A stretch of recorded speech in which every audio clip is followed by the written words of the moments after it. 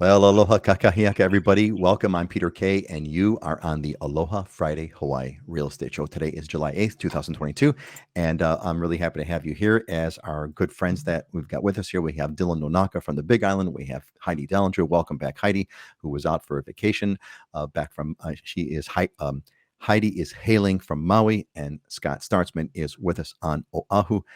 Just want to say hello to everybody, and we have it's I don't know if it's becoming a contest or it's just becoming a thing, but it sure is kind of fun. People are leaving comments way before the show. Uncle Ray here, Uncle Ray dropped a comment an hour ago, I guess so, because he's heading out across Island to Kona. Before you all start, want to shout out to Dylan for his help and to say that the realtor he recommends, Chelsea, is wonderful. Mahalo, way to go, Dylan.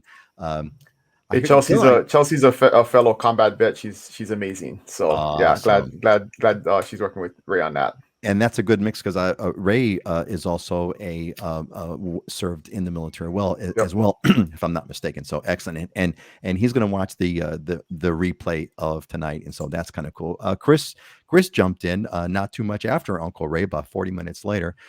Chris Longley, happy Aloha Friday, happy Aloha Kakahiaka. Welcome back, Chris. Good to see you, buddy. And then Uncle Jim, hey, first time I saw the picture there, Uncle Jim. All right. Aloha kakahiaka, everyone. Happy Aloha Friday. Great to have you back with us, Jim, on a regular basis. You were missed. And Mark Whitehill, a Islander Ohana alumni. Aloha Hawaii Ohana. Looking forward to another great show. Mark, we're going to do our best. We got the best crew in the world here, and they're going to do their thing. Auntie Joyce is enjoying her beautiful day in the neighborhood. Love it. Hey, Steve, welcome back, Steve. Glad to make it on time. That you're here with us, Steve. Glad that you're here. And how old is how old is your son in that picture? That is a cute picture. Love the baby photos. Dwayne's back. Dwayne, welcome back, Dwayne from Kentucky. Hope all is well over there. And Patrick is back. Aloha from Germany. 64 days to go. All right, 60. It's the countdown. That's how many more shows of that's going to be. And Jason, Aloha Friday from Maui. Jason is out visiting us. He is a member of the Islander Ohana. Jason, sorry, bud, we couldn't get together. I was not able to make it. We had some bad weather, not bad, but relatively speaking, some windy weather, and couldn't make it. We're going to do a meetup at Makapu, but unfortunately, that did not work out. But next time, buddy, next time. Evil Hermit is here. Have a question for you guys. I have a tiny house in my backyard. Can I rent it out on Airbnb since I live on the property on the Big Island? So put that one in the back of your head there, Dylan. That's a question for you. Tiny house in the backyard. Can I rent it out on Airbnb since I live on the property? I'm on the Big Island. So that's a question. And then Bernard is back. Hey, Bernard, welcome from New Jersey. Big hi to Scott. Excellent, Scott. You are in good hands with the team here, and we have a Facebook user. Okay, all right, Facebook user. Hello. All right, I think that we said hi to everybody. Let's warm up our microphones over here. Let's go counterclockwise. Let's go Scott, and then Heidi, and then Dylan. Scott, give us the update. How's Oahu going? What's happening? What's the shirt? What's the dig? Oh man, I feel like I should. I've been trying to get settled into this house, so where I've moved to, and I feel like I should be owning stock in Pottery Barn or something. And it's been an interesting experience because there is no Pottery Barn on island. There's no Williams Sonoma on island. Even like Room and Board, which I really like for furniture. If you go to order something from Room and Board, the minimum shipment charge that they have, or the shipment charge that they have for anything that you buy, is like $1,500 to ship it to Hawaii. So it just, for me, it showed the limitations that we have in Hawaii for access to certain things. So everything that I ordered from Pottery Barn was ordered online and was shipped here, including rugs and things such as that. So I feel like I should be owning stock in the company because, man, I've spent a fair amount of money with that place. It's funny you mentioned the stock question because I get really depressed. Wait, is my mic? Yeah, I get really depressed if I think about over my 40 years in the technology business, right? If I instead bought stock in the companies instead of the equipment I bought, I would be much wealthier. I bought I bought an Apple II. So you feel better, Scott. I bought an Apple II in 1978. Back then it was $2,000 in 1978 money. Had I bought $2,000 of Apple stock, it's like $10 million. So should have bought the stock and not the computer. Anyway, thanks, Scott, for I the saw update. I saw a thing on Tesla like that. If you'd have bought, if you spent the 70,000 on a Model S when it first came out in stock, it would be worth like $4 million now or something like that. So, Exactly. yeah. So I got to remember that. Buy the stock and not the equipment. Heidi, what's going on? How you doing, Heidi? Welcome back. Good to see you again, Heidi. I'm doing amazing. I was on the mainland visiting some family there, and one of the great things about living on Maui is it's never disappointing to come back home. It's just great to be back. It's a nice day here. It's actually a little bit overcast. We have this really, really light rain, but it's cool, and it's just fantastic to be here. I don't think there's anything better, right, Heidi, than the return trip, right? When I think that moment, Scott, we've talked about this, many, many times. Scott has mentioned you get off the plane and boom, it's the warm, moist air and the smell of plumerias and all that stuff in the airport. There's just nothing better than that. So welcome back, Heidi. Good to have you back. Dylan, give us the Big Island mic check update, Aloha shirt, relay, etc. Give us what's going on. Yeah, back to the Sig Zane this morning with the Kalo print on it. Had a great in honor of a great week. This past weekend was 4th of July, and we made some lau and squid luau and a bunch of stuff from the yard, and had a bunch of friends over for the UFC fight. Max Holloway from Hawaii fought. Unfortunately, he lost, but that's always a big event here, is when you got a Hawaii boy fighting for a championship in the UFC. And it was a great 4th of July weekend with family and friends down at the beach. And yesterday I celebrated my 15th wedding anniversary, so it was a big day. But we didn't do anything special. We just did the same thing we do every week on Thursday. My wife went to hula, my boys and I went to jiu-jitsu, and we just, the way we live life is every day is a special day, right? So it's like you ain't got to go out of your way on a special day, because I'm trying to do it all the time. So congratulations, man. 15 years, no small.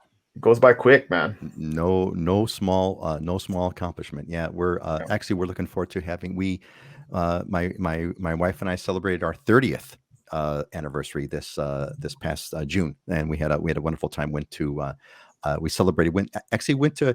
the old classic local staycation thing. We went to the Hilton Hawaiian Village, stayed at one of the units there. It was and Hilton Hawaiian Village is really cool because they have the fireworks show every Friday night. So we went there on Friday night, and they were really cool. They put us up in the room where the fireworks were literally going off, like right behind this, literally right there. It was so fun. It was excellent. I took a photo. I wish I had. I'd share it. Anyway, all right. Hey, geez, it's 9:03. Time's flying. We need to kind of move on. We're a little bit behind schedule, so we're gonna catch up real quick. Real quack. We're gonna catch up real quick, and let's get with some news over here. Let me get you folks the update here really quick. Got some fun stuff I found out over here. So we're gonna have a lot of stuff to talk about. We have a special show today. So, as I mentioned this earlier, we're going to talk about the economic impact on the real estate market. Big thing, but some interesting things. First of all, interest rates have surprisingly dropped a little bit. They went from the 30-year fell to 5.3 from 5.7, which is interesting. I think it's going to be a little bit of a break before it's going to go back up again. That's just my guess, but I want to hear what the experts say about that. And Dylan and I, Dylan always talks about living the dream, and actually it's such a great line. I incorporate part of it in what the messaging of Islander Ohana and the living in Hawaii. So live the dream in Hawaii. I am living the dream. It's true. Cats are living the dream on Lanai. So if you were a cat, you'd want to live here. This is a shot from there is a cat sanctuary on Lanai, and apparently it's the number one destination on the island of Lanai. Go figure. I guess people love cats. People love cats. Cat sanctuary. I thought it was just kind of funny. There's cats that are living the dream. The story was interesting because they've got 600 cats. 667 cats, and they got room to spare for more. So it's where cats go to heaven while they're still alive.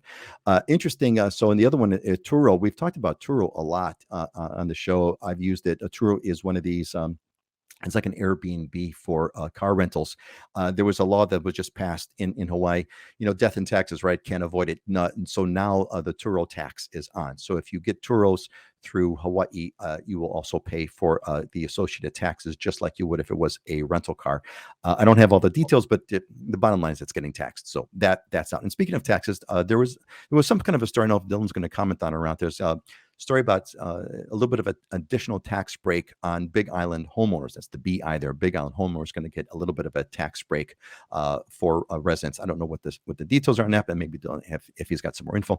And the weather, it's almost like I can copy and paste the weather from the previous week and paste it into this week for the temperatures. It's going to be a little bit cloudy, as Heidi has mentioned. It's been overcast. On Oahu, the weather over the past week was not so hot, but this morning it was raining, and my wife loves rainy weather, and it's kind of fun. It's the great time to enjoy as Heidi was saying, enjoy the coolness, the weatherness, and all that kind of stuff. So awesome. All right, let's get a quick sort of so here's the thing. Let's set this up first real fast. So we're gonna talk about the big topic for today is going to be, economic downturn. What's the right thing to do right now? That's the big topic. Before we get into that topic, I just want to go around really quick. If there's any kind of news updates, you could either speak to some kind of a news update or market update, or if you just kind of want to wait and do the talk, it's up to you folks how you want to do it. Let's go clockwise. Dylan, then Heidi, and then Scott. Dylan, go ahead. Well, I'll comment on the Big Island tax break thing first. I don't have the data in front of me. I did a few weeks ago. I was deep diving into it, but it's one of those things politicians do on an election year, right? As they say, they give you a tax break, but if you run the math on it, it was so minuscule. It was like like $30 or $40 on a $1 million house or something. So not life changing money, and not something that I think is going to cause massive economic relief to homeowners. But anyway, moving on. The big news, I guess, in the real estate market is that inventory is rising rapidly. So we were, in a very low inventory market for a very long time, and we are back to above 1,800 properties on the market on the Big Island, which the last time there was that many properties in the market was February of 21. So we're kind of at a 17-month high right now in terms of the amount of properties that are on the market. That in context is still very low, though, right? We're still at 55% what the normal rate inventory levels are, because normally we have about closer to 3,000 properties on the market. So we're trending upwards. The big thing to do, the right thing to do now is, I'm telling buyers that it's probably your best time to buy in the last 24 months, because not only is inventory higher, there's less competition. So the bad news that everybody is listening to and hearing, buyers are hearing it and sellers are hearing it, right? So buyers are depressed because they think everything's bad in the news and interest rates are high, and sellers are also getting a little more wary and scared because they're hearing all this bad news and they're willing to negotiate. So if you are in a position of buying, you need to buy, now's the time to do it, because you're in a better position to negotiate than you have been in really 24 months. And the thing to remember is, interest rates are not forever. That's the one thing about interest rates, is they always change. And unless you're buying to pay that interest rate for 30 years, which very, very few people do. I need to look that stat up and see how many people actually pay the same interest rate for 30 years. We all know everybody refinances every 3 to 5 years, every 10 years, it move. So to me, if you have a need for housing, the interest rate really should be irrelevant, especially when it's still as low as it is, because historically it's still 2 points under the historical average for the last 50 years. Yeah, it's gonna be interesting kind of see how this all plays out. Thanks for that update, Dylan. Heidi, give us the latest in Maui. What's any kind of Maui news you want to report on, or any kind of market stats you want to share? Sure. I just wanted to comment. I've actually been to that cat sanctuary on Lanai, and it's really cool. It was really designed as a humane way to control the feral cat population, so they're not attacking and killing all the seabirds. There's no natural predators that would kill the cats, so cats can just live in the wilderness on Maui and Lanai. But this sanctuary, it's really nice. So if you're ever on Lanai and you like cats, definitely a must see. Number one destination on Lanai, apparently. Um, on Maui, I mean, the real estate market's extremely robust. June median prices for single family homes were at 1,255, which is up 13.6% from the same month last year. Condo median prices are at 832.5, which is up 34.3% from same month last year. Our number of sales are down, number of properties going under contract is down. Inventory is increasing, but just a little bit for condos, it only increased about 3% last month. But I mean, I think what we're starting to see is a very gradual shift to a more balanced market, which is actually it's a great thing for buyers, because it means eventually more opportunities, more negotiating power than in the recent past. I mean, the growth that we've had this last couple years, I mean, it's probably unsustainable to keep going at that pace. So actually, some of the negative news could be positive, you know, depending on what your goals are and getting in the market here. Excellent. Thanks, Heidi, for that update. It's so cool that you visited the cat sanctuary. That's totally awesome. I love it. We had a few more folks I want to kind of give a shout out to who came in off the show since we started. We have Jane. Jane's with us. Jane, happy Aloha Friday, Jane. We are glad that you are with us. And Candace is here. Aloha from Oregon. Well, welcome, Candace. I don't recall seeing your name here. If you're here for the first time, or at least you're commenting for the first time, welcome. Anyway, either way. Steve, that's my boys too. In the photo, turned 4 a couple of weeks ago. Steve, he's going to be 20 tomorrow. Mark my words. Tomorrow he'll be 20, and then you're gonna hopefully you have good memories of those years past. Evil Hermit gives us the big shaka. Juliana is with us. Aloha Friday. Aloha, Juliana. Great to have you back with us. Auntie Joyce was probably at that 4th of July party, Dylan, because she says best lau-laus ever, man. Happy anniversary, Dylan and Monica. Norm is a member of the Islander Ohana. Recently went to the Big Island. Aloha to everyone. Hope all is well. Thanks, Norm. I hope all was well with you. Hope you had that great trip and are enjoying it. Heather, alum of the Islander Ohana, aloha from Oregon, 13 days and counting for the big move. Eek. Congrats on 15 years, Dylan. Heather, it's got to be exciting. Heather is counting down her move, picking up and moving to Hawaii, which is again, living the dream, just like those cats. And Andre says around here they passed a preliminary tax budget in late June so that the public comment period is during the 4th of July. Who could object to loving their country during that time? I don't know, Andre. I don't know if anyone who loves paying who loves taxes, but maybe. Jim and Kath, in a normal market, 5 to 7% is considered normal. I'm assuming you're referring to the interest rates. So yeah, it's been quite interesting. So with that, I think I've caught up on everyone's comments on there. Scott, your turn. You want to give us either a market update or a news update on Oahu? What's happening?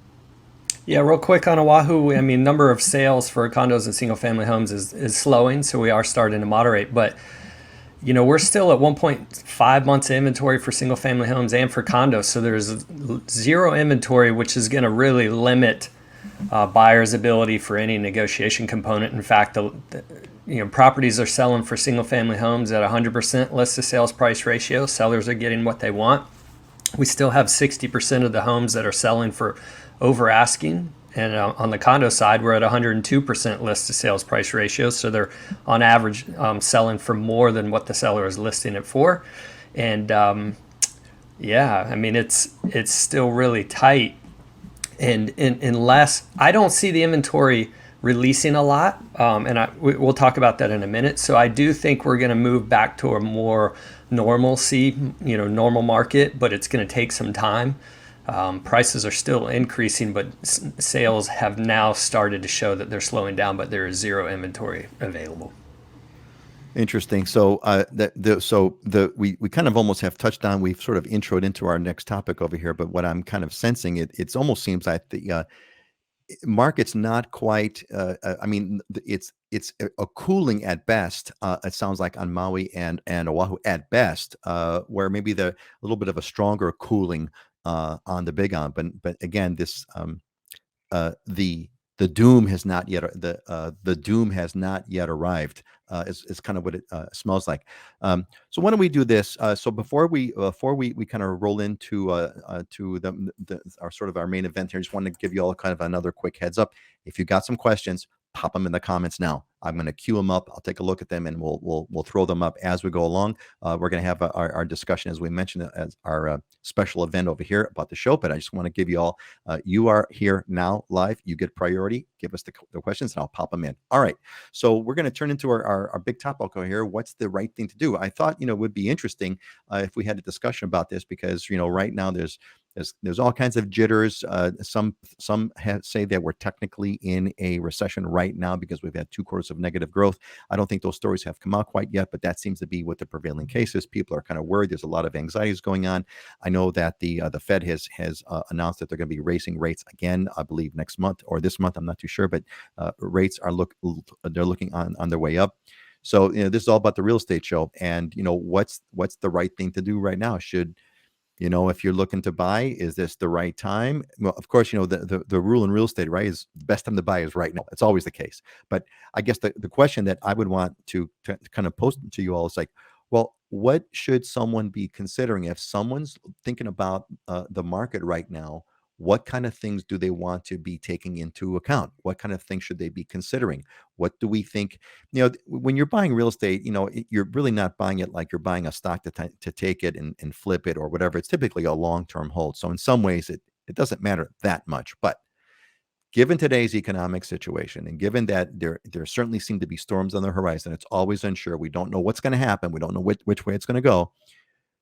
If a potential buyer comes to you, or a seller for that matter, comes to you folks and says, hey, what do you think I should do here? What do you see as the lay of the land? What's your best advice in these sort of economic times? What should I do? What's the right thing to do right now? What's your answer? Why don't we kind of start again, Dylan, because you've got some slides that you sent me in advance. Why don't you kind of get the ball rolling over here? And look, gang, we don't need Heidi and Scott and Dylan. We don't need to do this sort of like a round robin over here. If you guys feel less, just jump in on a conversation or jump in on a point. We're all going to get sort of our turn to talk, but we don't have to wait for our turn. Just jump in if you got something that you want to say that's relevant. Dylan, why don't you get us started?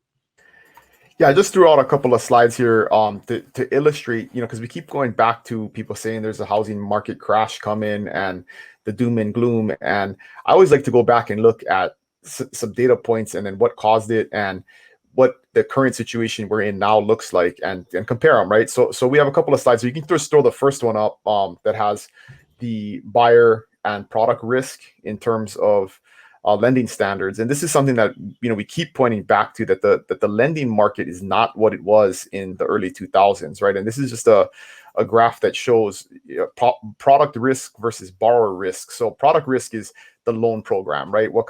You did all of these no down payment, no income verification loans in the early 2000s, which just don't exist anymore, right? So these really high risk type of mortgage programs. And then the borrower risk is, how much risk does a borrower have in terms of their ability to repay the loan, their credit score, things like that. And if you look at just in both cases, the product risk has almost gone away completely, right? Because there are no more of those really high risk loans out there. And then the borrower risk has gone down too, because borrowers are just in a better place financially than they were in the early 2000s. You just have to be in order to qualify for a loan. So if you look at that hasn't changed, right? I mean, we don't have all that risk in the market, and obviously that's going to cause a lot more stability. So if we go to the next slide, this one has the amount of loans given to people with a credit score of under 620, right? So beyond 2007, that number fell dramatically and hasn't changed since then, right? There's been stability in the market. So if you don't have a 620 credit score isn't great to begin with, and if you don't have one, your ability to get a loan is pretty hard.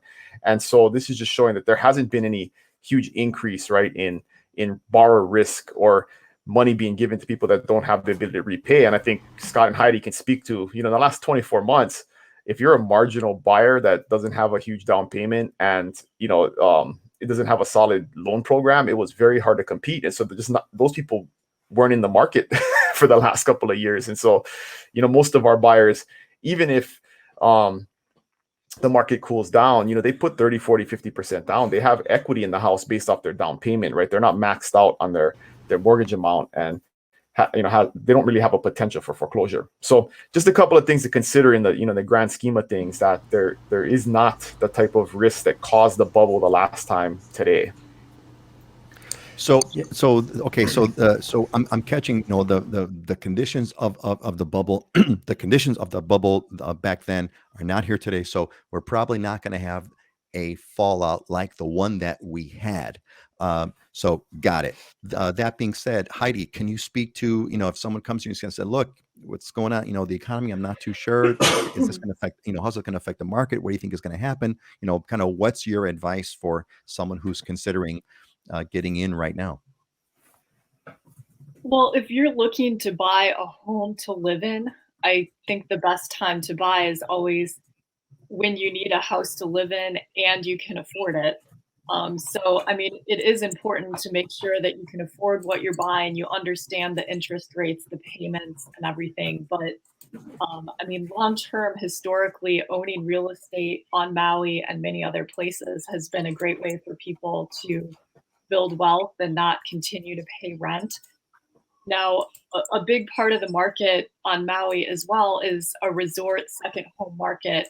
We have a ton of investors, a ton of buyers who have made money in other places and are doing 1031 exchanges to bring money over to Maui and enjoy the lifestyle. And these type of buyers have a lot of wealth and they have holding power. So as long as Hawaii and Maui continues to be a desirable place to be, we have demand from many different areas. We're not related to one particular local job market. So I think if there's any indication of softening in prices, we'll just get more investors jumping in who've been on the sidelines, waiting to invest. And ultimately, I don't see a big opportunity with prices totally going down. I mean, unless, of course, there's something completely unexpected. So what I hear you saying, honey, is that like unless sort of an asteroid strikes Maui or something, it's still going to have this high desirability, and because it's got desirability, it also is attractive to the affluent. You're still going to have price stability over there. Before we move on to you, Scott, I want to just kind of say a couple things to everybody. First of all, what are your concerns? I didn't ask for that earlier. What are your concerns? If you're thinking about this, are you on the fence? Are you considering, what's in the back of your mind? What worries you? What is it your concerns are? Pop that in the comments and I'll see if I can take it. I want to get a few comments that have come in since then. Before we move on to you, Scott, first we had Joan. Joan is an alumni of the Island of Ohana. Joan says, Josh Green is the candidate running for governor in the state of Hawaii, claims that if elected, he will build tens of thousands of new homes. Where would he get the land and where would the water come from? Joan, I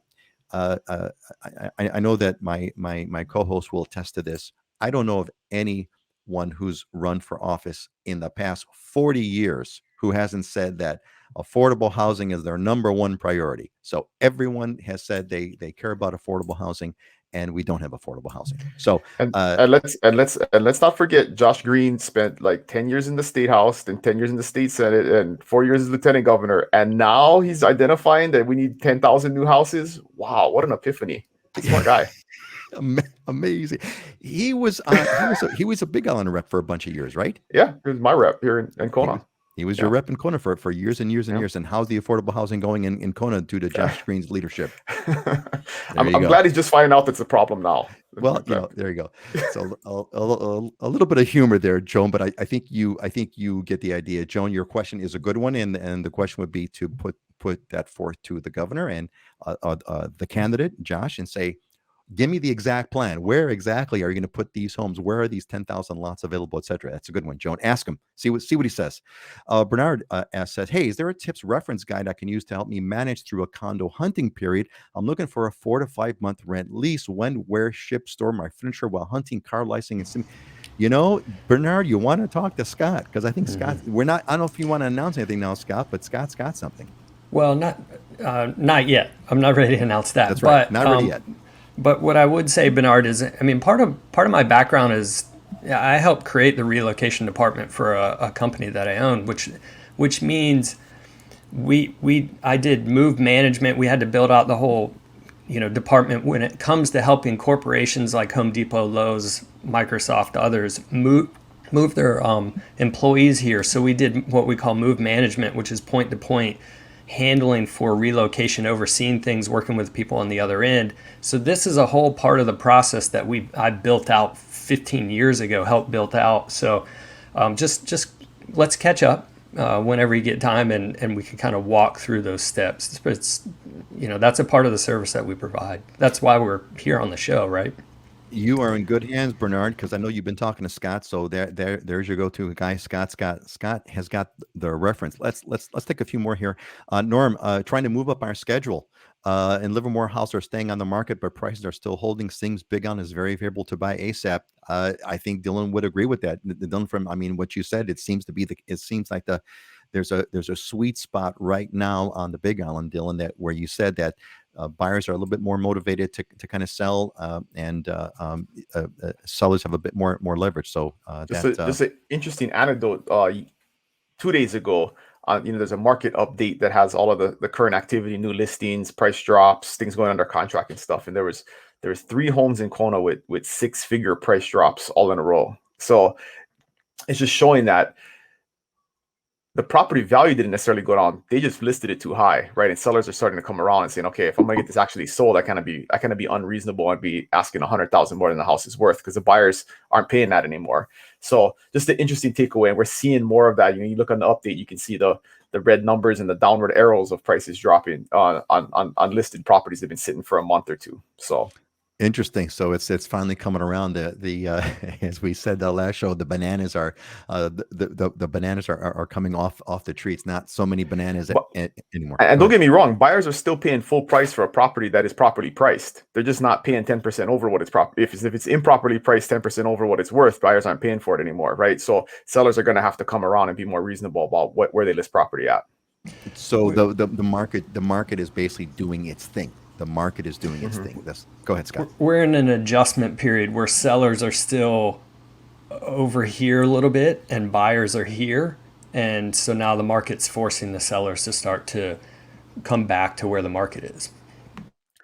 The looks like the crazy days are slowing down, at least, if not coming to an end overall, which is going to be a welcome thing.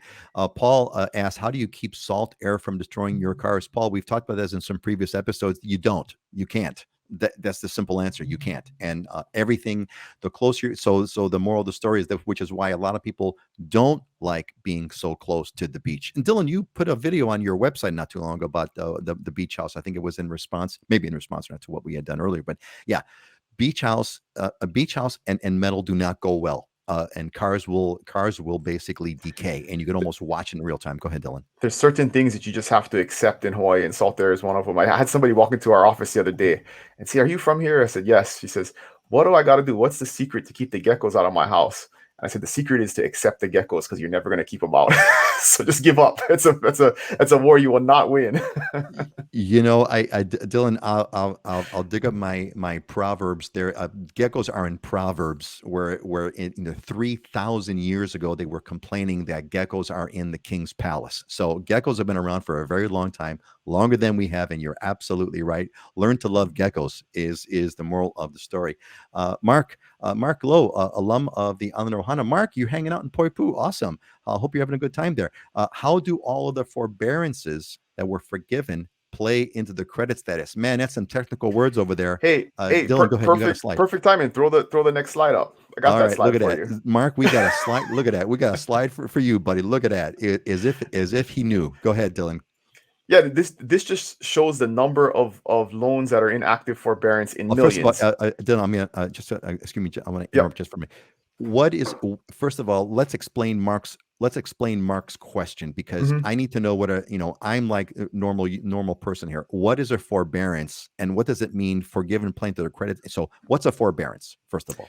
Yeah, it was a new word we all learned. I think all of us learned this word in 2020 when COVID hit. So it was a policy that was passed to allow mortgage owners to delay payment of their loans. So if you applied for forbearance and were accepted, you would not have to pay on your loan during that period of time. It didn't mean the payments went away. What they were doing was adding them on the back end. And I think we've talked about this in the past on the show.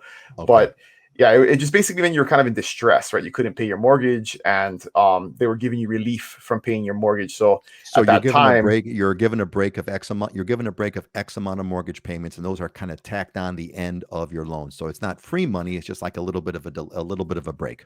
Yeah, or you could catch up and pay it off in the future. Yeah, got it. So the slide is showing the number of loans that are in active forbearance, and of course, going back to the media, they don't report on this stuff because it's not scary anymore. But this is like really good news, right? I mean, we went from almost 5 million homes in forbearance in, the mid 2020 time frame to, I mean, we're down below a million today, and that's kind of like the normal number in America on how many loans are in distress. So this is like a non-issue anymore, and that's why you don't hear it reported in the news anymore, is because it's just not something that's scary, right? During the late 2020, you were hearing about the number of people in forbearance all the time. It was in the news all the time, and now that it's pretty much been resolved, everybody's caught up or been they've resolved those issues, or they've negotiated with their bank and they're just going to pay on the back end. Not an issue. So that's another good point, that we're not in a situation where there's going to be this huge flood of foreclosures come 6 months from now if the economy does something weird, because that just doesn't exist. There isn't an abnormal number of people that are in distress right now. So basically the general response to Mark's question is, it's not that much of a factor any longer. Basically, it's not non-factor. It's not. It's a non-factor. So that's hopefully good news. And Bernard, yeah, great, chiming on back. Excellent, good. We'll look forward to seeing you, Bernard. I'm looking forward to it. Norm, we're concerned that about our local market dropping, making the move difficult. Wasn't necessary to update our home much in the hot market, but I feel this is changing. Yeah, that's a concern about that. So let's just flip it real quick. Scott, how would you respond to the seller concern? What should a seller do in today's market? What would be your recommendation to Norm? Yeah, I mean, so Norm's talking about two very different, or could be two very different markets, and you have to look at them separately and individually to assess your situation and your time frame. If you're wanting to get the most out of the money, out of your property wherever you are, then you need to assess that market, what's it doing versus what Hawaii's doing, and be able to plan and prep for that. Because if the economic factors are getting the most amount of money out of the home you're going to sell is important to be able to make the move, then timing becomes a factor. And you're really looking at two transactions at one at that point, because you're shifting money. You're doing a trade across, but what are those two markets doing? How are they acting? And can you achieve those goals? What's the best way to do it? So you do have to separate them out. And that's part of the strategy.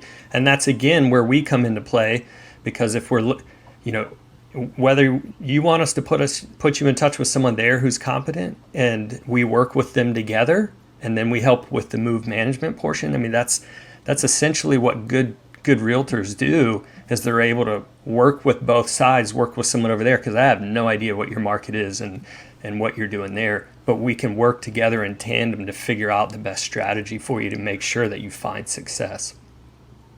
Yeah, excellent. That's a great point. And Norm, hope that helps you out. That you got your answer there. And also Mark Lowe, hope you got your answer there, because I see you had a follow-up one on forbearances.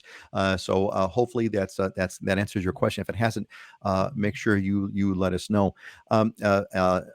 Joan comes back and says, I knew Josh Green was full of it. As soon as I saw those ads, I knew he wasn't getting my vote.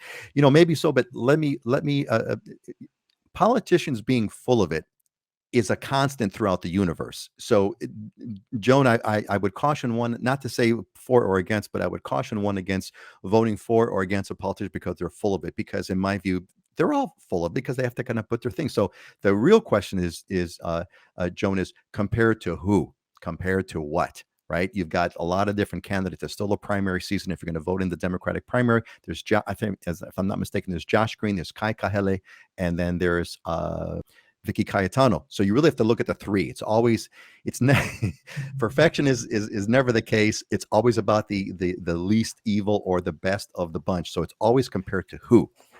Yeah, and I just put a video out on my YouTube channel yesterday, I believe, about related to this, about 75% of the land in Hawaii is owned by like 7 entities, right? So the answer, what you want to hear from a politician, is what they're going to do to make land available, not for them to build houses, because they're never going to do it right, but for regular people to build houses. And so less than 2% of the land, on the Big Island is zoned for any type of urban development. And so the solution is, let's just make up 0.5% more or 1% more land available to build stuff on. And that's all government has to do, right? Is make that available, put some infrastructure in, and then let regular people take care of it, let the market take care of it. And you would solve a lot of these problems. But when you say, I'm going to go out there and build 10,000 houses, like, the state of Hawaii is not going to do that. And we know that. But what they can do is make it more accessible and possible, because right now it's just impossible to develop land. It's so expensive or so prohibitive to take a piece of, a 10-acre piece of property and turn it into 25 buildable lots for regular folks. That it doesn't happen, and that's why we have an affordable housing problem. Yeah, and we've touched on this so many times earlier, Joan. I know that you've heard this with the fundamental problem of the affordable housing problem in Hawaii. It's always comes back to simple economics. It's supply and demand, and the simple truth is people in Hawaii don't want more supply. People in Hawaii don't want more development. They don't want it. If there's a place that's being developed, it's like, nope, not here. So you've never seen you've never seen a public demonstration of people that are clamoring to have homes built. You never see that. It's always the opposite. Always. Did I tell you the story about Kamehameha Schools wanting to develop some condos near Keauhou Bay? No. Sure. This is a good one. This is probably the most crazy, ironic thing I've ever seen. Right? Is that Kamehameha Schools, right? Which is a trust that from the Hawaiian, that kind of came from the Hawaiian Kingdom lands. They own a bunch of property around a place called Keauhou Bay, which is already a kind of a condo resort area. The outrigger Keauhou is there, and the surrounding residents that own condos are opposing it. I mean, they're basically telling Hawaiians they cannot build on the land that they own. I mean, it's the most insane thing. And these are all people that came from the mainland that bought a condo on a golf course, right? I mean, so that's the kind of stuff we deal with, where these people want to develop and make more, property available to buy in a form of a condo, and they're saying, they're opposing it. It's just totally ironic. It's insane. I think we mentioned this earlier, and not to riff on it again, but what my favorite recent story is the elderly care home that is being proposed to be built in Manoa Valley on top of a Chinese graveyard that's basically going to be going bankrupt unless they do something to kind of save it. And I love the quotes, because the quotes now, Manoa Valley is a beautiful valley. It's a kind of a sleepy neighborhood. It's primo real estate on Oahu, probably one of the most desirable neighborhoods there are. And the residents, great quote on the residents, like, yeah, we really support having a home for the elderly, but not over here. This is just not the right place for it. It's like, you know what? I get it. We get it, man. We get it. We get it. All right. I got one more good story about this attitude. This is something everybody that watches this has to be aware of, right? I sold this 14-acre piece of property to a local Hawaiian businessman, very successful local guy, and he's not sure what he wants to do with it, but he wants to clean it up because it's right next to a kind of a higher end subdivision here in Kona. And so he brought goat dozers in. If you've heard of goat dozers, like basically there's these guys that own this company that they'll come in and put up temporary fencing, bring in a big herd of goats, and they clear out all of the grass and the weeds and stuff. And the residents next door from these nice houses were calling the county and complaining about this guy that the goats were making too much noise.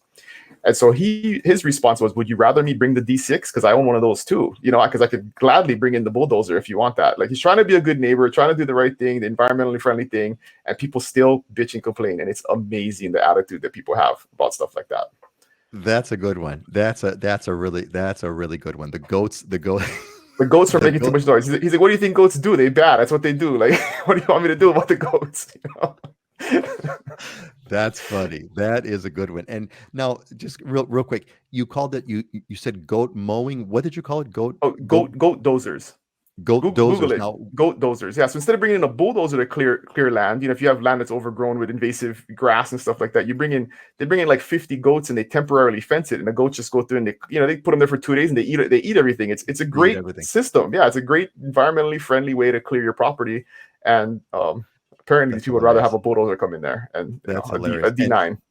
That's right, because goats also they're known for eating plants to the ground, to the bottom, just as bottom of the ground, the way they do. Interesting little known fact. All right, hey, so look, we've touched on this. Is there anything, folks, that you'd like to know that we haven't kind of touched on as far as kind of what's going on economically, or between Dylan and Heidi and Scott? Is there anything that we missed? Is there anything that you missed that we kind of would want people to know? Go ahead, Scott. Yeah, I mean, there's a couple of things. I mean, essentially what Dylan has shown in those slides is that there's very little risk going on right now. In fact, with since the downturn in 2008, essentially it made it a lot harder to get a loan. That means less people were getting loans, the more money they were putting down. And people had a hangover from that time period and got more conservative, and they're staying in their homes longer. And what that led to was the highest percentage of equity built up in homes over the last 50 years. So even if there is a downturn and a recession, you've got some recession-proof stuff built in. The risk in the market is actually very low. And it's funny because even if you look back at interest rates prior to COVID, where the average was about 4.5, I think it was 4.54%. And then when COVID hit, those rates dropped to 2.75%. So if you owned a home at that point, you should have done one of two things. One is you refinanced into a 2.75% mortgage, and if you had $1 million mortgage at 4.5% roughly, you all of a sudden would qualify for $1.225 million loan. That it would be the same payment at 2.75% if you took out that much money. So even if all you did was refinance, you reduced your monthly payment. That's lowering risk, right?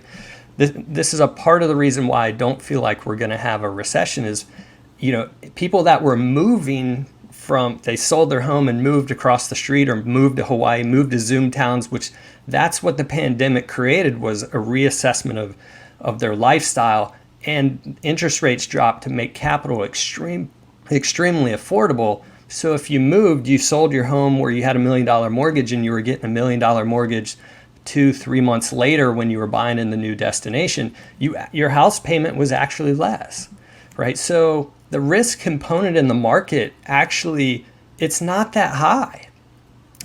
So it's been very good. The problem I see going forward and why I don't think we're going to have a glut of inventory on the market is because everybody that made a move or refinanced has a 3% mortgage rate, let's call it. If you want to sell that $1 million home and buy the $1 million home across the street, it will cost you more to buy that home because interest rates are almost 6% now.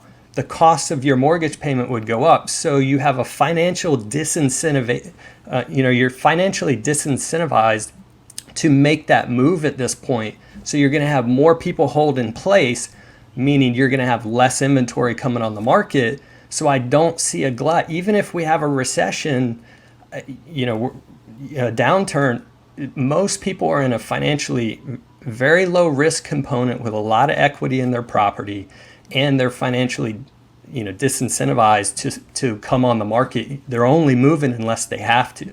So, Oahu's at 1.5 months inventory. We have 585 active homes on the market right now. A normal market, we're going to want, a balanced market, we're going to want close to 1,500 homes on the market. I don't see us getting there because of that disincentive, the disincentive because of low interest rates. It's the golden handcuffs. They keep you in place, right? Scott, thanks for spelling that out in that way. I think that's been really helpful. Here's the takeaway I'm getting from what you folks have been saying. The takeaway I get is this: is that recession or not, economic recession or not, it's not going to affect the market that significantly. You're not going to have, we're not going to be in a situation where people are going to be basically dumping their homes because they're over leveraged and they can't make whether or not they can make the payments as a result of recession. Let's say they lose their job or whatnot, there's a better chance that they'll be able to ride it out because they're not over leveraged. There's not this situation where the market's going to fall out. So the recession, if it comes and whatever kind of ends up happening, we're going to have more of a situation where it's going to ride out. The market's going to ride it out. You're not going to see a big effect on the market. You're not going to see this massive drop in property values. Yes, things may cool off a little bit. Things may kind of move around. The inventories are going to shift. Scott, you gave a great argument for why there won't be new inventory on the market. Existing loan holders are going to hold on to that loan because they don't want to switch from a 2.7 into a 5 point from a 2.7 loan to a 6% loan. No one's going to want to do that, so they're going to want to hold on to that. That's a very good point.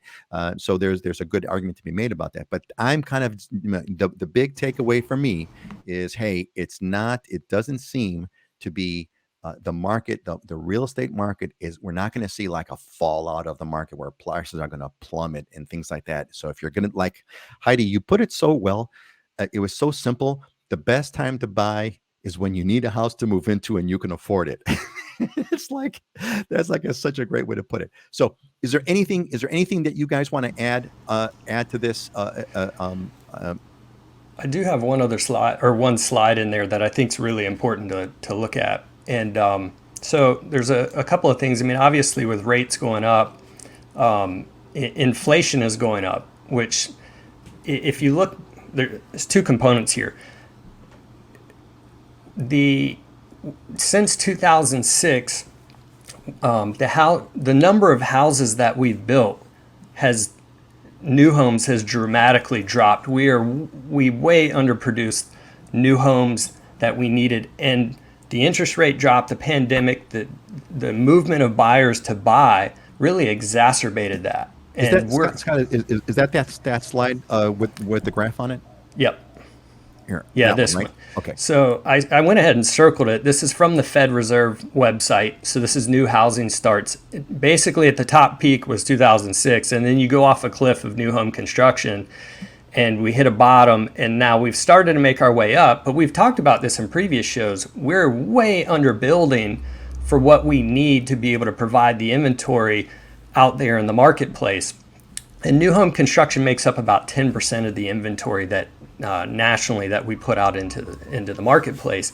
So we're nowhere near back to where the levels we need to be. They say it's going to take about a decade to generate the amount of inventory in new housing to make up for the shortage that we have. Then on top of it, you add into the fact of inflation going on. To building materials are up 19%, just call it 20%. So a home that cost $500,000 to build last year is now $600,000 to build. On top of that, when you got builders who use a revolving line of credit to buy those materials, that revolving line of credit interest rate is higher, so the cost to borrow those materials costs more. And you've now had interest rates going up, so there's less buyers in the market. You've now created a reason for new home construction builders or builders in general to build less homes. So that's another reason why I don't think we're going to end up seeing a big pullback in this market, because we've been, you're disincentivized to put your home on the market as a resale person and go and buy another one. And the builders are being disincentivized because the costs are more, but they can't really, justify increasing the price on the home of those because the buyers can't afford it because of lack of affordability that's happened with interest rate rises. So I see the combination of all these things just not really. I think we normalize, and I think we may flatten out. I see this being a market where there's a lot less sellers and a lot less buyers, and we're maybe balanced, but not a pullback. Not a big pullback, not a huge price drop. I mean, notwithstanding an asteroid strike, so to speak, things are not. You're not going to see a dramatic change. If you're looking at buying, buy. If you can't buy, you don't. But like Heidi's advice, you have the best time to buy is when you need to move, when you need to live in a house and you can afford it. Dylan, is there anything you want to add to that?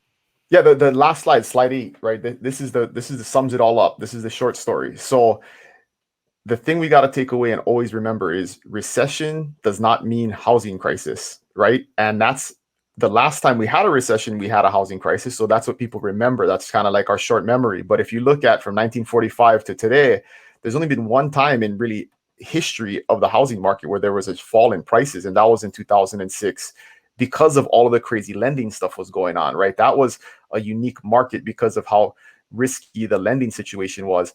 And if you look at the trajectory of this graph, I mean, in 2001, we're kind of just back to where we would have been if there was no housing crisis in 2006, right? It has appreciated quickly, but we're just kind of catching up to where we should be. And so if you look back at this graph and these other, where it kind of tops off, those were recessions, right? The 80s recession, the 90s recession, those were times when the economy did go into recession. What did the housing market do? It kind of just cooled off, but there was still a small amount of appreciation and it just kept on going up. So housing crisis recession does not equal housing crisis. And so we could definitely be going into a recession. No doubt about that. That could be for the next 12 months, but that does not mean that the housing market's going to be dramatically affected by it. So really that housing crisis that's so, deeply in our minds, and bring that grandpa, that housing thing that happened in 2008, which is so in everyone's mind, it's fresh enough where we could all remember it.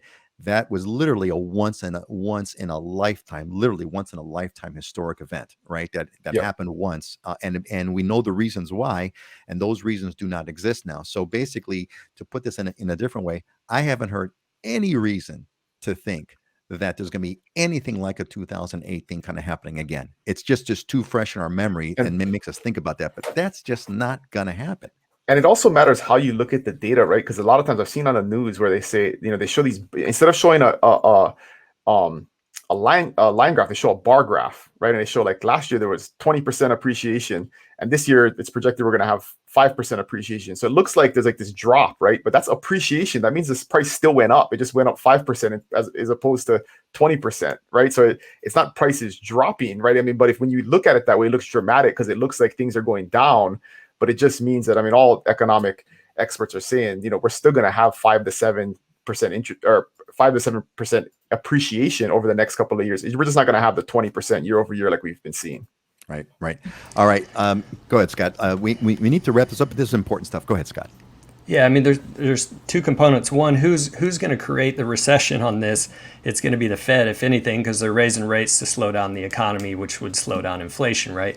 And no way any politician is going to allow, and the Treasury doesn't want to do it. The Fed doesn't want to do it, which is run the economy into the ground where we're losing mass jobs. No politician is going to stand for that, right? They're trying to do a soft landing.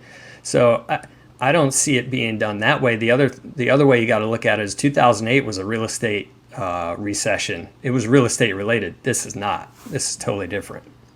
Yeah. Excellent points. Excellent. Great stuff. Hey, let's catch up on some comments that have popped in. Jones got, we get the one already. Let's see. We got Jones' comment earlier. Here we go. Dylan, that's why I want to be the last haole off the boat. Dylan had talked about this last haole off the boat syndrome.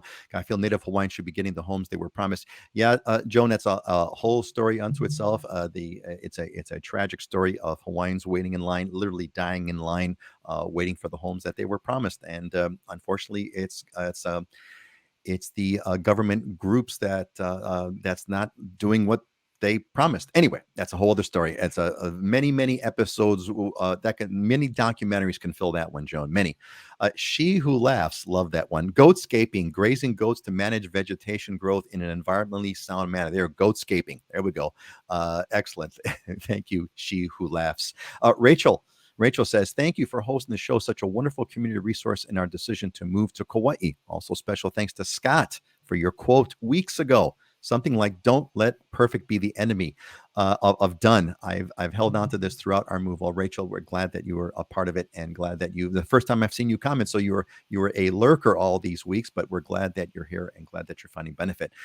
Evil Hermit, I still love that name. Might have to get some goats instead of a lawnmower. Your neighbors might be upset with you because the goats are too loud. It could happen. It could happen. Auntie Joyce says, can't get goats here. Chris needs his Friday lawn mowing project. I'm sure Chris might want some goats. Nothing wrong with a little pet goat going on over here. And then we have Candace. We do that here in Oregon. Goats are amazing. What a cool way. What a cool way to do it.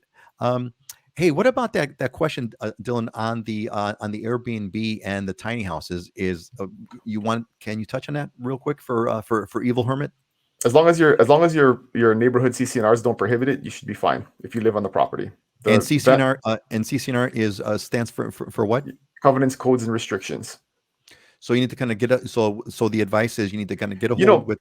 Maybe an idea is we should bring my buddy Chad on, who builds tiny homes here. I just met with him yesterday because we're looking at the potential of doing a tiny home on a piece of property that we bought. But we could do an hour. He's a wealth of knowledge about the process and challenges and stuff. But yeah, we could talk about. Let's plan that. Hey, because there's a lot of interest. It's my number 2 YouTube video of all time is my tiny home interview with him. So people are very interested in it. All right. So, hey, gang, can you confirm or deny this? If we did a special episode on tiny homes, if we did it on a Friday, would you show up? Would you participate on an alternate Friday, not the normal every other Friday? Those are sacred. We keep those for us. But if there was another Friday, the in between Friday, if we did a show on tiny homes, would you attend? Let me know. And if we get dry sides lurking silent, there you go. If we're doing it, we'd love to hear about you. Evil Herbert loves a tiny house, so and Uncle Jim says absolutely. All right, Uncle Jim. Well, we're gonna hold you to it, buddy. And Auntie Joyce is yeah, she got the tiny episode love. So let's do it. All right, look, we need to move on because we're just almost out of time over here. So let's do. We got some featured properties, so we need to kind of do this. Our little our diamonds and deals. We bring our sort of aspirational properties that we think are either diamonds or deals. Thank you all for being with us. Let's get right into this. Wow, Heidi, this is cool. What is it? 1.22. What is it, Heidi? Looks awesome. So this is an oceanfront condominium. It's in West Maui, just north of Lahaina. And you can see on the picture on the right side in the center, that's the entire building. There's just 12 units in this building. And then the unit for sale is a second floor, 2-bedroom, 1-bath, plus a loft, and it's vacation rentable. There's a little sandy beach in front. You see a lot of green sea turtles. The unit looks directly west, so you're gonna see sunset views all year. And yeah, I just thought it was kind of unique. I really like the high ceilings, and all the windows are jealousy windows. It's designed to take advantage of the ocean breeze and the airflow. There's no AC. It's all about, because you don't need it. You get the trade winds. The trade winds are flowing through, right? You got those. You open up those jealousies, and you got the wind blowing. Man, I just could imagine. I can't even imagine like preparing meals on that kitchen counter there. While you got that insane ocean view. That, I'm not too sure, Heidi, if I would take this or the cat sanctuary on Lanai for living the dream. There's some competition here. This is an amazing property. Thank you, Heidi. And then you said it's ocean. Well, it's oceanfront. You got the picture of the property right there. Amazing. Thank you for that incredible diamond, Heidi. Scott, Lanikai. Oof, what is this? Lanikai is probably, I think, one of the most, if not the most beautiful spot on Oahu. If I'm not, everything's subject to taste, but Lanikai is amazing. Scott, what is this? Yeah, great location, Lanikai. This is up on the hillside, built into the hillside, which is, I've shown a couple of properties that sit further back, so you don't get the traffic from the loop. Obviously, if you go to leave, you're going to have to get into the traffic, but you're perched up. As you can see in kind of all three pictures on the left-hand side, they've perfectly framed in the mokes, the two islands out there in the distance, which is really cool. That's a part of the attraction of Lanikai. You got that land perspective out in the distance. You got sunrises that come up there. But this home's not built. It's under construction. These are architectural renderings.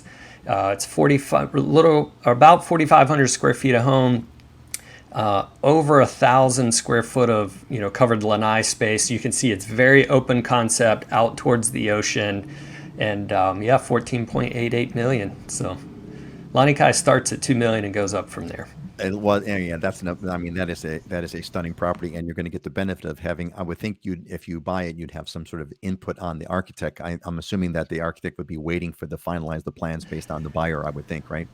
It depends. I mean, that adds significant complexity when you start doing that. You default on that and you've selected, the builder's gone and gotten materials for that, then it gets a little complicated. What I'm actually interested to see is how far along they are on this, because of the COVID complications with supply chains issues and building costs going up. I'm kind of interested to see where this ends up. Yeah, that would be interesting. We have a couple of comments, but I'm going to hold on to those comments first because I want to get Dylan's property. I love the diversity. Isn't this here? Look at this, gang. So here we have the condo, the 2-bedroom condo in Maui, and then we got Dylan, what he's going to talk about in a minute here, and we have an incredible, stunning $14 million condo. I love this. Dylan, what are we looking at over here? What is this?